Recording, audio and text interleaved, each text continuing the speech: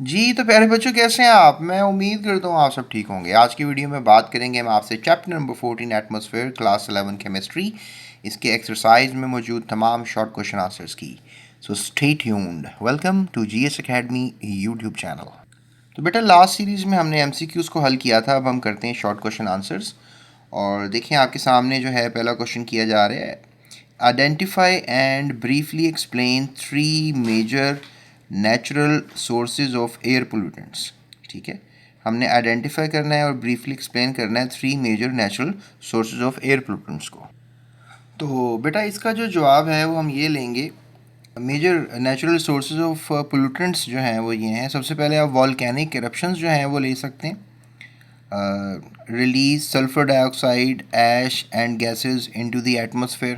आपको पता है कि जो वॉल्केनिक इरप्शंस होती हैं, जो पहाड़ वगैरह फट जाते हैं, तो उनसे बहुत सी पोल्यूशन निकलती है। स्पेशली ये गैस याद रखिएगा, दैट इज़ सल्फर डाइऑक्साइड। इसके अलावा H2S जो है हाइड्रोजन सल्फाइड है, ये भी आप कह लें कि एक ऐसी गैस है जो कि ज़्यादातर प्रॉब्लम करती है। ठीक है, सो that is H2S, right, H2S hydrogen sulphide gas. ठीक है, और इसके अलावा अगर आप मज़ीद सोचना चाहें तो जो पोल्यूशन का बायस बनती है, that is forest fires, emit carbon monoxide, nitrogen oxides and particulate matter. यानी कि जो जंगलों में आग लग जाती है, आपको पता है ऑस्ट्रेलिया में बहुत से जंगल हैं, वहाँ आग लगती है। इसके अलावा बहुत से डिफरेंट एरियाज़ हैं ज़मीन पर जहाँ पर जंगलों में आग लग जाती है, जिसकी वजह से बहुत से पोल्यूटेंट्स जो हैं वो हवा में शामिल होते हैं, जिसमें कार्बन मोनोऑक्साइड, नाइट्रोजन ऑक्साइड्स, इसके अलावा पार्टिकुलेट मैटर। पार्टिकुलेट मैटर का मतलब है बहुत से ऐसे पार्टिकल्स, स्मोक वगैरह जब निकलती है ना इसमें से, जंगलों में से, तो वो भी हवा में शामिल होती है, दैट पोल्यूट्स द एयर। इसके अलावा डस्ट स्टॉर्म्स भी होते हैं, जिस तरह आप रेगिस्तानों में देखते हैं, डेजर्ट्स में देखते हैं कि बहुत से डस्ट स्टॉर्म्स आते हैं जो कि large amount of particulate matter, जिसे हम पीएम कह सकते हैं, हवा में शामिल कर देते हैं। So this is the answer of the first question. अब हम चलते हैं सेकंड क्वेश्चन की तरफ। How can deforestation impact air quality? यानी कि जो जंगलों की कटौती है, उससे हवा की क्वालिटी को क्या फ़र्क पड़ता है? तो deforestation reduces the number of trees that absorb carbon dioxide and release oxygen. ठीक है, इससे क्या होता है कि जो डिफॉरेस्टेशन है वो ना सिर्फ कि कार्बन डाइऑक्साइड को, आपको पता है कि लंग्स होते हैं ना जो जंगल होते हैं, ये कार्बन डाइऑक्साइड जो कि बैड गैस है, जो कि बढ़ जाए तो ग्रीन हाउस इफेक्ट कॉज करती है, इसको जो है वो क्या करते हैं, कम करते हैं हवा में से, एंड रिलीज ऑक्सीजन, ऑक्सीजन को रिलीज़ करते हैं, leading to the increase carbon dioxide and particulate levels. तो ऑक्सीजन रिलीज़ करते हैं।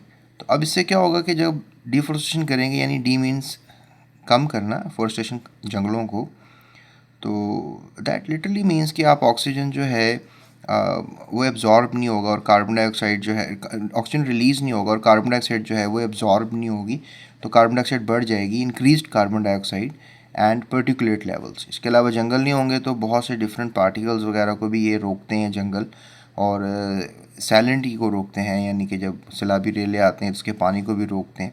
So therefore degrading air quality, तो हवा की क्वालिटी को ये क्या करेंगे, ख़राब करेंगे। इसके अलावा इफ़ यू आस्क मी कि हमारे पास जो हैं और कौन से ऐसे ज़राए हैं जिनसे हम कर सकते हैं, मतलब नेक्स्ट क्वेश्चन में सेंस करें। Explain the reasons for the temperature trends observed in the troposphere. आपको पता है हमारी डिफरेंट लेयर्स हैं अर्थ की, जिसमें मैंने आपको पढ़ाया ट्रोपोस्फेयर है सबसे पहले, उसके बाद फिर स्ट्रेटो है, फिर मीज़ो है, फिर थर्मो है। तो इस ट्रोपोस्फेयर एंड द स्ट्रेटोस्फेयर के ऊपर बात करनी है अब, कि जो टेम्परेचर है उसके उसके क्या ट्रेंड्स देखे गए हैं ट्रोपोस्फेयर में और स्ट्रेटोस्फेयर में, जो कि पहली दो लेयर्स हैं एटमॉस्फेयर की। तो इसका आंसर ये लेंगे, in the troposphere the temperature, right, the temperature decreases with the height due to the less heat from the earth surface। यानी ट्रोपोस्फेयर में जो टेम्परेचर कम हो जाता है, और आपको पता है कि ट्रोपोस्फेयर की हाइट थोड़ी कम है, due to less heat from the earth surface। In this region, temperature decrease from 17 to -58 regularly. In the stratosphere, temperature increases. अभी याद रखिएगा कि जैसे जैसे आप ऊपर जाते हैं, that is what they are saying कि ट्रोपोस्फेयर में जैसे जैसे आप ऊपर जाएंगे टेम्परेचर डिक्रीजेज विद हाइट, यानी ऊपर जाते हुए टेम्परेचर कम हो रहा है। लुक एट दैट, 17 डिग्री हमारा ज़मीन का टेम्परेचर है, और अगर हम 12 किलोमीटर की ऊंचाई पर चले जाएंगे यहाँ से तो -58 डिग्री यानी -58 डिग्री सेल्सियस आपको टेम्परेचर देखने को मिलेगा। So in the stratosphere temperature increases, जबकि स्ट्रेटोस्फेयर में देखा जाए तो नेगेटिव टेम्परेचर है ना, -58 है, और इसमें ओजोन भी है, तो ओजोन के होने की वजह से अल्ट्रावायलेट रेडिएशंस ओजोन जो है वो क्या करती है, एब्जॉर्ब करती है, जिस वजह से टेम्परेचर बढ़ जाता है वंस अगेन। यानी कि ट्रोपोस्फेयर में टेम्परेचर डिक्रीज़ कर रहा है और स्ट्रेटोस्फेयर में टेम्परेचर जो है वो इंक्रीज़ कर रहा है। सो that is a wonderful answer for this question, ये आप नोट डाउन कर लें। तो बेटा अगला क्वेश्चन जो है, जो डी है, इसमें क्वेश्चन किया जा रहा है, डिस्क्राइब 4 सिग्निफिकेंट एंथ्रोपोजेनिक यानी human caused activities that contribute to the deterioration of air quality. यानी कि आप ऐसी एक्टिविटीज़ के बारे में लिखें जो इंसान कर रहे हैं, जिससे डिटोरिएट मीन ख़राब कर रहे हैं एयर क्वालिटी को। For each activity name at least one major pollutant, और हम ऐसी क्या एक्टिविटी कर रहे हैं और उससे कौन सा जो पोल्यूटेंट है वो रिलीज़ हो रहा है। सो 4 सिग्निफिकेंट एंथ्रोपोजेनिक यानी human caused activities that contribute to the deterioration of the air quality are given. Vehicle emissions, यानी कि जो गाड़ियों से जो हम धुआं वगैरह रिलीज़ करते हैं उसमें नाइट्रस ऑक्साइड्स बढ़ा रहे हैं, और ये ग्रीन हाउस गैस है जिसकी वजह से एयर पोल्यूशन होती है। इंडस्ट्रियल एक्टिविटीज़ कर रहे हैं, जिससे कोयला जब जलता है तो सल्फर डाइऑक्साइड बहुत ज़्यादा रिलीज़ होती है, and that is also anthropogenic, जिसकी वजह से सल्फर डाइऑक्साइड एक एसिड रेन कॉज करने वाली गैस है जो कि हवा में जाने के बाद एसिड रेन कॉज करती है। उसके बाद बर्निंग फॉसिल फ्यूल्स। अब आपको पता है कि पेट्रोलियम इंडस्ट्री चल रही है और उसके अलावा कोयला वगैरह जलता है, तो उससे कार्बन मोनो भी पैदा होती है, and that is quite dangerous, जो कि 0.5% भी एटमॉस्फेयर में हो तो ये इट कॉजेज़ डेथ। इसके अलावा एग्रीकल्चरल पार्टिकल्स प्रैक्टिसेस कर रहे हैं। एग्रीकल्चरल प्रैक्टिसेस में क्या होता है कि जब आप देते हैं फर्टिलाइज़र्स वगैरह खेतों वगैरह में डालते हैं, तो वो खेत बहुत सी अमोनिया गैस रिलीज़ करते हैं, मीथेन गैस रिलीज़ करते हैं। That is not good, because these methane भी ग्रीन हाउस गैस है, सल्फर डाइऑक्साइड भी ग्रीन हाउस है, और नाइट्रस ऑक्साइड्स भी। एक्स का मतलब ये होता है कि NO ले सकते हैं, NO2, N2O3, इस तरह मतलब ले सकते हैं, मतलब NO और NO2 को कलेक्टिवली NOx कह सकते हैं। सो अमोनिया और मीथेन रिलीज़ करते हैं बहुत से फर्टिलाइज़र्स, जिसे हम एग्रीकल्चरल प्रैक्टिसेस में ले सकते हैं। So this is the answer of D, इसको नोट डाउन कर लें। So students, let's talk about the question number E. What are the main environmental impacts of persistent organic pollutants? POPs, persistent organic pollutants, ऐसे pollutants जो persist करते हैं, जो रहते हैं, ठीक है, एटमॉस्फेयर में, environment में, उनको environmental effect क्या पहुंचता है इन POPs की वजह से, इन persistent organic pollutants की वजह से। So these are organic compounds that are resistant to degradation through chemical, biological and photolytic processes। यानी आप कह लें कि ऐसे ऑर्गेनिक कंपाउंड्स हैं जो कि रेजिस्टेंट हैं डिग्रेडेशन से। यानी ऐसे ऑर्गेनिक कंपाउंड भी होते हैं जो एग्जिस्ट करते हैं फॉर अ लॉन्ग टाइम, जैसे प्लास्टिक वगैरह, आप बोटल्स वगैरह, प्लास्टिक बैग्स वगैरह, ये अगर एटमॉस्फेयर में हों तो ये कभी ख़त्म नहीं होते हैं, and that is quite dangerous, क्योंकि ये नॉन बायोडिग्रेडेबल हैं। यानी कि ये इनको कोई जानदार या कोई फोटोलिटिक प्रोसेस कोई इनको ख़त्म नहीं कर सकता, इनको डिफरेंट सिंपलर गैसेस में जो कि बाद में यूज़ होती हों उसमें कन्वर्ट नहीं कर सकता। So that is how they are harmful. So ये डिग्रेड नहीं होते, रेजिस्टेंट टू डिग्रेडेशन यानी नॉन बायोडिग्रेडेबल है। थ्रू केमिकल, मतलब ये जो कंपाउंड्स हैं, जो पॉप्स हैं, ये नहीं डिग्रेड होते, किससे? केमिकल से। लोग केमिकल लगाएं और ये ख़त्म हो जाए, ऐसा नहीं होता। बायोलॉजिकल मैटर से भी, मतलब जो जानदार हैं वो भी इनको डिग्रेड नहीं कर पाते, इनको सिंपलर कंपाउंड्स में कन्वर्ट नहीं कर पाते इन पॉप्स को, एंड फोटोलिटिक प्रोसेस से भी नहीं हो पाते। अभी पिछले दिनों मैं एक न्यूज़ देख रहा था, आपने भी देखी होगी, कि हमने एक ऐसी फंगस डिस्कवर कर ली है जो कि प्लास्टिक को एज अ फूड यूज़ कर सकती है, and that is good news, ताकि ये प्लास्टिक समंदरों में और डिफरेंट जगह पे जो पड़ा हुआ है ये ख़त्म हो। So these are toxic and adversely affect human health. ये टॉक्सिक भी हैं और हमारी ह्यूमन हेल्थ को अफेक्ट भी करते हैं, and the environment as well, और एनवायरनमेंट को भी। सो पॉप्स एक्यूमुलेट, पॉप्स के पास होता है इन द इन्वायरमेंट, अगर पॉप्स रहते हैं एनवायरनमेंट में, हार्म वाइल्ड लाइफ, ये जंगली हयात के लिए बहुत डेंजरस है।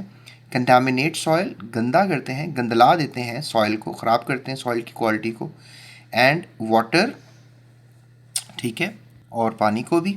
इसके अलावा and can travel long distances through the air and water. और डेफिनेटली ये जो गंदे मादे हैं, पॉप्स हैं, ये तो बहुत दूर दूर तक जा सकते हैं पानी की मदद से और हवा की मदद से, as they can move, you know. और उसके बाद अगर हम मुझसे सवाल करें कि सर एफ़ क्वेश्चन क्या है, तो मैं एफ़ क्वेश्चन का आपको जवाब ये दूंगा कि how does polycyclic aromatic hydrocarbons PAS affect human health. यानी जो पॉलीसाइक्लिक एरोमेटिक हाइड्रोकार्बन्स होते हैं PAS, ये क्या होते हैं? एरोमेटिक का मतलब इनमें बेंजीन रिंग होगा, ठीक है। बेंजीन के बारे में आपने पढ़ा होगा, benzene is a cyclic compound. ये जो कोल टार होती है, इसमें 200 किस्म के एरोमेटिक कंपाउंड्स निकाले जाते हैं, जो पेट्रोलियम मसनूआत वगैरह, जब पेट्रोलियम निकलता है ना ज़मीन में से, उसमें से जब पेट्रोल वगैरह और डिफरेंट फ्रैक्शंस हम निकाल लेते हैं तो उसमें से एरोमेटिक कंपाउंड्स भी निकलते हैं। तो पॉलीसाइक्लिक एरोमेटिक कंपाउंड, जिस तरह एंथ्रासिन, फिनेंथ्रासिन वगैरह आपने पढ़े होंगे शायद, तो ये पॉलीसाइक्लिक एरोमेटिक हाइड्रोकार्बन्स होते हैं। इफेक्ट ह्यूमन हेल्थ, ये हमारी हेल्थ के लिए कैसे ख़तरनाक है? तो मैं आपको जवाब दूंगा कि पॉलीसाइक्लिक एरोमेटिक हाइड्रोकार्बन, जिनको PAHs कहते हैं, ये बड़े डेंजरस हैं, स्पेशली हमारे सांस लेने के अमल में। ये जब हमारे फेफड़ों में आते हैं तो बड़े डेंजरस हैं। स्किन इरिटेशन, इसके अलावा हमारी जो स्किन है उसको इरिटेट करते हैं, उसको भी ख़राब करते हैं। Are known to be carcinogenic, यानी कि एरोमेटिक हाइड्रोकार्बन्स तो कार्सिनोजेनिक हैं, हमारे फेफड़े में लंग कैंसर कर सकते हैं। जिस तरह सिगरेट का स्मोक लेते हैं ना, सिगरेट के स्मोक के अंदर भी बहुत से कार्सिनोजेंस होते हैं, इस तरह आप कह लें कि ये भी बहुत डेंजरस है, ये भी कार्सिनोजेनिक है, जिनको हम पॉलीसाइक्लिक एरोमेटिक हाइड्रोकार्बन PAHs कहते हैं, ठीक है। अगले क्वेश्चन की तरफ चलते हैं, आप नोट डाउन कर लें। तो बच्चों अगला क्वेश्चन जो है दैट इज़ जी, इसमें लिखा है कि what is photochemical smoke. Photochemical smoke जो है वो क्या होती है? देखिए, basically it's a very dangerous kind of thing. जब आप सितंबर के महीने में और अक्टूबर के महीने में देखते हैं बारिशें नहीं होती, तो बहुत सा जो ट्रैफिक से स्मोक निकलता है, वो फिर वाटर के साथ मिलकर और फोटोकेमिकल इफेक्ट करके स्मोक बन जाता है।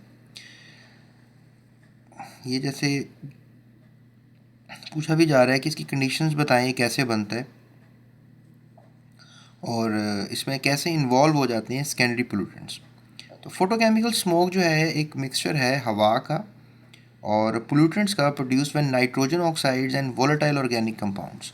यानी ये दो चीज़ें याद रखें, nitrogen oxide NOx and volatile organic compound. जैसे ऑर्गेनिक कंपाउंड जिस तरह जो उड़ जाते हैं, जैसे आपने कभी बॉडी स्प्रे लगाया हो तो वो भी ऑर्गेनिक इन नेचर होता है, that is volatile. Volatile mean कि जो जिस तरह होता है ना पेट्रोल वगैरह, ये भी आप अगर किसी खुले बर्तन में रखेंगे तो पेट्रोल उड़ जाता है।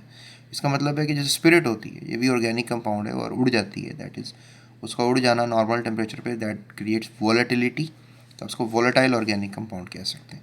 सो react in the presence of sunlight. तो ये जो नाइट्रोजन ऑक्साइड्स और वॉलेटाइल ऑर्गेनिक कंपाउंड है which is very dangerous for your lungs, ये अल्ट्रा वायलेट की मौजूदगी में आपस में रिएक्शन करते हैं और डेंजरस कंपाउंड्स बनाते हैं which is called the secondary pollutants. It typically forms Sunny warm climates, Sunny warm climate में ऐसा होता है, and involve secondary pollutants like ozone बना देंगे, O3, ये गलत लिखा हुआ, डोंट टेक इट, ठीक है, दैट इज़ ओजोन, राइट। इसके अलावा प्रॉक्सी एसिटाइल नाइट्रेट्स, पैंस बना देंगे। तो ये दोनों को आपने जो है ज़रा दिमाग में रखना है। So they are very important for understanding. So that is the answer of G, and I hope so आपको मिल गया होगा। चलें अब करते हैं अगला क्वेश्चन, इसको आप नोट डाउन कर लें। सो बच्चों ये रहा अगला क्वेश्चन विच इज़ एज।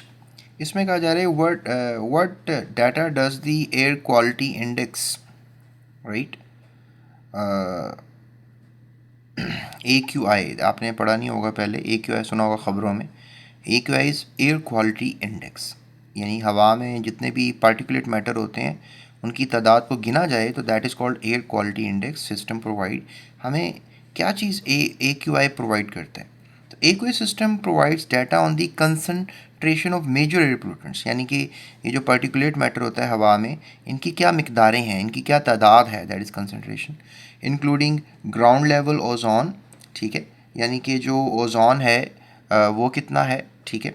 इसके अलावा पार्टिकुलेट मैटर, ये पी मिसिंग है यहाँ पे देख लें, particulate matter PM2.5 to PM10, यानी कि यहाँ से यहाँ तक रीडिंग देखी जाती है। 2.5 से नीचे रीडिंग नॉर्मल रहती है, लेकिन इससे ऊपर हमारे फेफड़ों के लिए अच्छी नहीं है, आँखों के लिए अच्छी नहीं है। कार्बन मोनोऑक्साइड देखा जाता है, सल्फर डाइऑक्साइड की क्वांटिटी देखी जाती है, एंड नाइट्रोजन डाइऑक्साइड या NOx की क्वांटिटी देखी जाती है। It categorises this data into rating scale to identify the health risk, और फिर इस डाटे को देखा जाता है ताकि ये देखा जाए कि हमारी सेहत को कितना ख़तरा है। और आजकल आपको पता है कि शहरों में पर्टिकुलेट मैटर तो बहुत ज़्यादा होता है, and that is quite dangerous, और ये हमारी सेहत के लिए बहुत डेंजरस है। तो बेटा अगला क्वेश्चन जो है that is I, and I hope आपको स्क्रीन पे नज़र आ रहा है। Distinguish between PM10, PM2.5, specifically, yeah, specifying the size ranges of and describing why PM2.5 is generally considered more harmful to human health।